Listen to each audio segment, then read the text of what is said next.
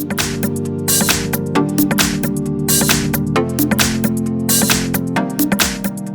I have OPPO F9 and let me show you how to use Do Not Disturb mode on the following device. So at the very beginning, let's start by using your home screen.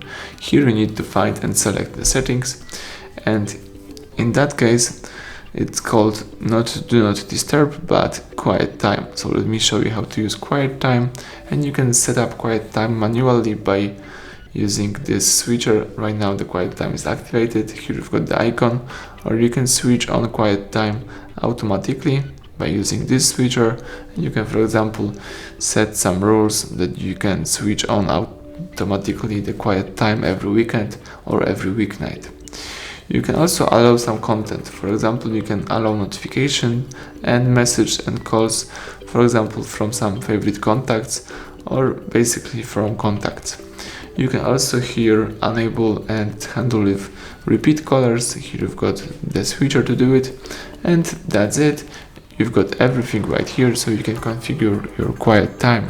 Thank you for watching. Please subscribe our channel and leave a thumbs up under the video.